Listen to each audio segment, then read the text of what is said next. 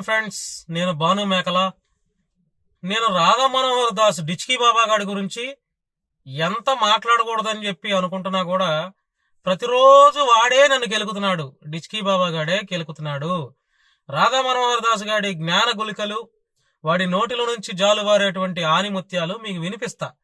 ఒకసారి వినండి. ఇలా రోజు అర్ధరాత్రి నేనేదో అమ్మాయిని అనుకుంటున్నాడు, మరి ఏమనుకుంటున్నాడు కానీ డిచ్కీ బాబా గారు వాడి జ్ఞాన గులికలు చూపిస్తా. చూడండి. చూడు, మాకే పుట్టిన బాను, దీన్ని మానవత్వం అంటారు. అతని దగ్గర టాలెంట్ ఉంది. నేను ఆగి అతనికి 1000 రూపాయలు ఇచ్చాను. అతని మతం చూస్తే నేను రూపాయి ఇవ్వకూడదు కదా. నీకుందే? హిందువులకు పుట్టి సర్టిఫికెట్ లో హిందూ పెట్టుకుని నువ్వు సబ్జెక్ట్ మాట్లాడతావా? నువ్వు మనిషివే కాదు. నేను సబ్జెక్ట్ మాట్లాడతానో లేకపోతే ఇంకేదో మాట్లాడతానో 2 తెలుగు రాష్ట్రాల్లో ఉన్న ప్రజలందరికీ తెలుసురా డిచ్కీ బాబా. నీ ఊర్లో భాగవతాలు బయటకు పెట్టాననేగా ఆ రోజు నుంచి నన్ను వెంటాడుతున్నావు. చెప్పు. నేను అమ్మాయిని కాదురా నాతో పులిహార కలపటానికి 100 మంది పిల్లలు కనాలి, కండబట్టిన ఫోటోలు పెట్టాలని చెప్పి అప్పుడు పులిహార కలిపావు కదా, అలా నాతో కలుపుదామని చూస్తున్నావు. నేను మగాడినాయా బాబు, నన్ను వదిలేయి, ఓకేనా? నాకెందుకు అర్ధరాత్రులు మెసేజ్ చేస్తున్నావు తాగేసి? వ్యక్తిగత విషయాలు మాట్లాడుతూ అబద్ధాలు చెబుతూ నువ్వు అబద్ధాలా? ఏం అబద్ధాలు చెప్పావురా? నీ ఊర్లో భాగవతాలు నిజం కాదా? నువ్వు గేగాడు అని తెలీదా? నువ్వు పరసా పద్మరాజరావు స్కూల్లో చదువుకునేది నిజం కాదా? నీ ఇంటి పేరు అడ్డా మోహన్ రావు కదా? నీకు తమ్ముళ్ళు లేడా? నీకు 2 తమ్ముళ్ళు, నీ చెల్లెలు లేరా? నీ చెల్లికి విడాకులు అవ్వలేదా? నీ ఊర్లో కిల్లి కొట్టు వ్యాపారం నిజం కాదా? ఏందిరా అబద్ధాలు అంటావు డిచ్కీ బాబాగా? నాన్నకి పుడితే వాడెవరితోనో నా గురించి నోటికొచ్చినట్టు మాట్లాడిచ్చావు. వాడెవరితోనో నోటికొచ్చినట్టు మాట్లాడించలా. వీడి బాధ అంతా ఏంటంటే రాధా మనోహర్ దాస్ గారి ఊరిలో విజ్జుబాయ్ అని వాడి ఇంటి పక్కనే ఉన్నటువంటి ఒక వ్యక్తి స్వతహాగా, బ్రదర్ నేను వాడి గురించి భాగవతాలు చెప్పేస్తాను, వాడు ఎక్కువ మాట్లాడేస్తున్నాడు, మతాల మధ్య గొడవ పెడుతున్నాడు, వాడి ఊర్లో భాగవతాలు బయటకు తెలియపరచాలి, ప్రజలకు తెలియాలంటే రండి అని వెల్కమ్ చేశా. వెల్కమ్ చేస్తే అతను చెప్తే అవన్నీ అబద్ధాలు అంటాడు. ఎందుకు అబద్ధాలు అంటావురా వేస్ట్ ఫెలో? లంజల పుస్తకం అని నా నోటితో అన్నాను. అది చూసారా వీడు ఎట్లా మాట్లాడుతున్నాడు? బైబిల్ ఎల్ పుస్తకం అంట. చెత్తనా కొడక పోరంబోక డిచ్కీ బాబా. అరే ఎంతకాలం పబ్బంగా పెడతావురా నువ్వు? మతాల మధ్య చిచ్చు పెట్టి, మతాల మధ్య గొడవలు పెట్టి చెప్పు, ఎంతకాలం బ్రతుకుతావు? నా నోటితోనే క్షమాపణ చెప్పించగలిగితే నీకు టాలెంట్ ఉన్నట్టు, నీకు జర్నలిజం తెలిసినట్టు. నాకు జర్నలిజం తెలియపోవటం ఏంట్రా వెధవ సన్నాసి? నీకులాగా సన్నాసి గండి అనుకున్నావేంది? జర్నలిజంలోకి వచ్చిన తర్వాత చాలా పెద్ద పెద్ద ఇంటర్వ్యూస్ చేసి దాదాపుగా 170 మంది పేద కుటుంబాలకి, పేద ప్రజలకి జర్నలిజం ద్వారా ఆర్థిక సాయాలు చేశాను రా బడుద్దాయి. తెలుసుకో ఫస్ట్ నా గురించి, అర్థమైందా? నువ్వేదో ఇంటర్వ్యూలో కూర్చోగానే నీకందరూ భజన చేసే యాంకర్లు దొరకటం, నువ్వు ఇంతకాలం నీ ఆటలు సాగినాయి. సరైనోడు నాలాంటోడు తగిలితే పారిపోయావు కదా, అప్పుడు అలా పారిపోతావు. నీకు నిజంగా నీ అమ్మకే అబ్బకే బుట్టుంటే రాధా మనోహర్ దాస్, నీ తండ్రి పేరు సత్యనారాయణ అయితే, నీ తల్లి పేరు లక్ష్మి అయితే, నీది తెలికల కులం బీసీ తెలికల కులమే అయితే నిజంగా డిబేట్ చేద్దాందా మరోసారి? ఎక్కడ చేద్దాం చెప్పు డిబేట్లకి రావు. నీకు జ్ఞానం లేదు, నీకు లోపల ఇక్కడ గుజ్జు లేదు, అది అందరికీ తెలుసు. ఎంతసేపు బైబిల్ని తిట్టుకుంటా, వాళ్ళని తిట్టుకుంటా.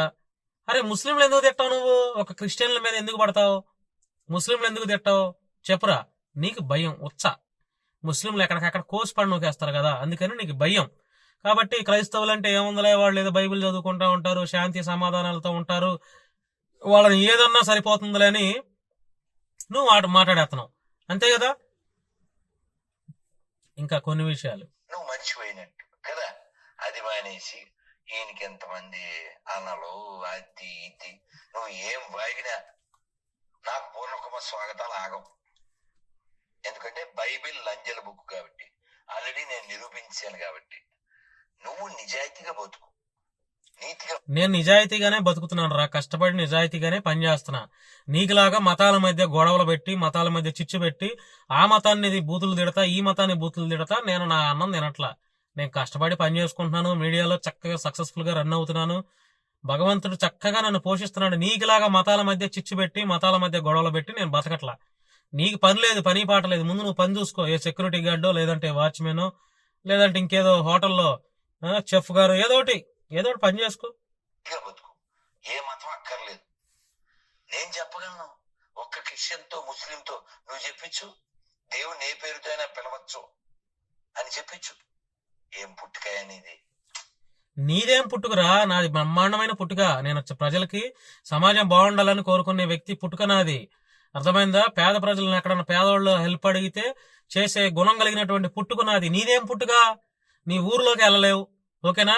నీ ఊర్లో ధైర్యంగా అడుగు పెట్టలేవు. నేను ఈ రోజు ఇక్కడికి వస్తున్నానని ధైర్యంగా చెప్పలేవు, దాక్కొని వస్తావు. ఎందుకంటే ఎవడేమన్నాక నువ్వు పలానా చోటకు వస్తున్నావంటే వాళ్ళు ఎవరు అటాక్ చేస్తారో తెలియదు. ఎందుకు అలాంటి పుట్టుక? ధైర్యంగా తిరగాలరా నాకులాగా. డిస్కీ బాబా, నాకులాగా ధైర్యంగా తిరుగు.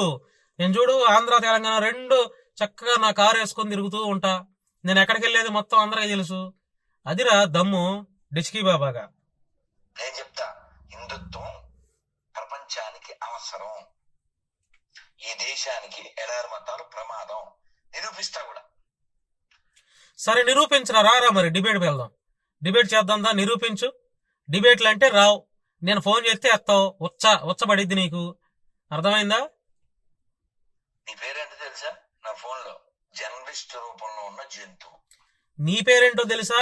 నా ఫోన్ లో ఇప్పుడు నా పేరు నీ ఫోన్ లో జర్నలిస్ట్ రూపంలో ఉన్నటువంటి జంతువు అని పెట్టావు. నా ఫోన్ లో ఏం పెట్టుకున్నానో తెలుసా?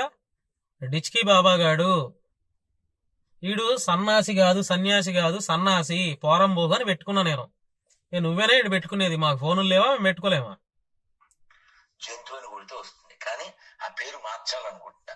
నిన్ను మనిషి అని ఎవరైనా ఓ మంచి మనిషి చేత, ఇతను మంచి మనిషి అవుతుంది. నువ్వు మనిషివే అని నువ్వు నిరూపించి ఎవరితో ఫోన్ చేయించరా నాకు. రాధామనోహరదాస్ గారు గేగాడు కాదు, వాడు మగాడే, వాడికి మతంతో పని లేదు, మనుషులే ముఖ్యం అని ఫోన్ చేయించి ఎవరితోన్నా. కొత్త మనిషి అని నువ్వు చెప్పించగలిగితే ఎప్పుడైనా ఫోన్ చేయి. కొత్త నెంబర్లతో ఫోన్ చేయకు, అర్థమైందా? నువ్వు చెప్పించగలిగినప్పుడు నీ నెంబర్తోనే ఫోన్ చేయి, ఓకే? ఎంత అబద్ధమయ్యా, నువ్వు సబ్జెక్ట్ మాట్లాడతావా? మరి నేను సబ్జెక్ట్ మాట్లాడతాను రా వెధవా. నా దగ్గర సబ్జెక్ట్ ఉంది. నేను రాజ్యాంగం గురించి మాట్లాడతాను, మత హక్కు గురించి మాట్లాడతాను, మత స్వేచ్ఛ గురించి మాట్లాడతాను, ఆర్టికల్స్ గురించి మాట్లాడతాను, పోలీస్ యాక్ట్ల గురించి మాట్లాడతాను, లేకపోతే క్రిమినల్ ప్రొసీజర్ గురించి మాట్లాడతాను. అన్ని గురించి మాట్లాడతాను రా. సబ్జెక్ట్ నాకు సబ్జెక్ట్ ఉంది.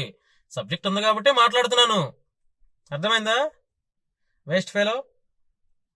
ఇంకా వీడి జ్ఞాన గులికలు చాలా ఉంటాయండి. నేను మాట్లాడకూడదు అనుకుంటా గానీ వీడు నన్ను ఎక్కడ ఖాళీగా ఉంచుతాడు? ప్రతిరోజు అర్ధరాత్రి మెసేజ్లు పెడతాడు, వాయిస్ రికార్డులు. ఆడు అర్ధరాత్రే మెలకుగా ఉంటాడు, పగలంతా తిరుగుతాడు, రాత్రి మనం పడుకునే టైము. మరి వీడు అర్ధరాత్రి దయ్యంలాగా భూతంలాగా తిరుగుతున్నాడు అని అందరూ తిరుగుతారా? Waste fellow. రోజుకు ఒక వీడియో ఉంటదిరా నీ మీద డిచ్కీ బాబా. నువ్వు పులిహారి కలిపావు చూసావా 10 మంది పిల్లలని, ఆ పిల్లను కూడా బయటికి తెస్తున్నా, కంగారు పడకు, ఓకేనా? బాయ్ డిచ్కీ బాబా, బాయ్.